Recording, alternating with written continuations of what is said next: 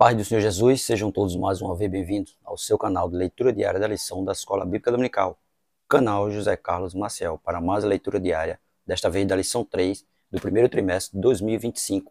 A lição 3 tem o tema A Encarnação do Verbo. Quem é o Verbo? O Verbo é Jesus, né? No Evangelho de João, capítulo 1, verso 1, João vai dizer: no princípio era o Verbo, e o Verbo estava com Deus, e o Verbo era Deus. Então, é Jesus o Verbo encarnado, o Deus que veio ao mundo em forma de homem, né, e habitou entre nós, esteve aqui andando, né, curando, evangelizando, sofreu, chorou, foi abandonado, foi escarnecido.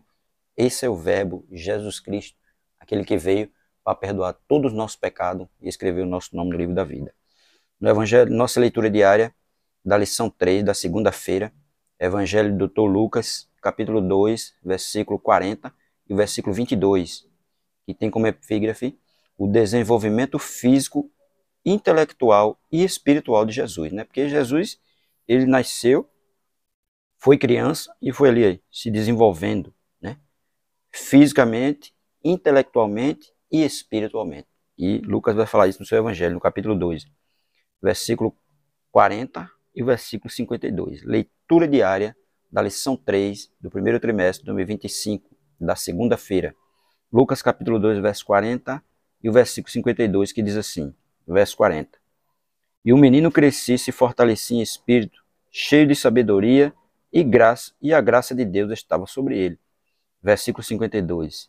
E crescia Jesus em sabedoria e em estatura e em graça para com Deus e os homens. Está vendo que ele crescia em graça, tanto para com Deus quanto para os homens, né? E ele crescia o quê? E ele crescia e se fortalecia em espírito, cheio de sabedoria, e a graça de Deus estava sobre ele. Lucas capítulo 2, verso 40 diz assim: o crescimento de Jesus em todas as áreas de sua vida nos desafia a buscarmos um desenvolvimento equilibrado. Assim como ele, devemos crescer fisicamente, espiritualmente e intelectualmente e viver sob a graça de Deus. É isso que o crente deve fazer. O crente não deve ser um crente raquítico. Não, ele tem que ter crescimento, né? A Bíblia já diz: crescer na graça e no conhecimento de Jesus Cristo. É isso que ele deve fazer. E Jesus crescia fisicamente, espiritualmente e intelectualmente. E dessa mesma forma tem que ser nós. Nós temos que ter esses três crescimentos. Da mesma forma que teve Jesus. Jesus é o nosso modelo perfeito, que possamos pedir a Deus sabedoria e força para seguirmos esse padrão de vida, refletindo a graça e a sabedoria de Cristo em tudo o que fazemos. Que em nosso crescimento Deus seja glorificado. É porque o crescimento do crente tem que ser um crescimento que glorifique a Deus, não glorifique a Ele, né? Que nós somos criados para adorar a Deus. O que impede o homem de adorar a Deus é o que? É o pecado, e foi o que aconteceu. O pecado afastou o homem de Deus, mas Cristo, né, ele traz o homem de volta para Deus. E quando o homem volta para Deus através de Cristo, ele volta o quê? Para glorificar a Deus, glorificar o seu Criador. E o nosso crescimento tem que ser dessa forma, para nós glorificarmos a Deus. Lucas capítulo 12, verso 52 diz assim: o crescimento de Jesus em sabedoria, estatura e graça nos mostra um exemplo perfeito de equilíbrio e maturidade. Ele cresceu de forma harmoniosa, agradando a Deus e conquistando o favor das pessoas, né? Porque da mesma forma que Jesus crescia agradando a Deus, ele também ia agradando as pessoas e conquistando o favor delas. É porque elas viam a sabedoria em Cristo, viam que ele era diferente.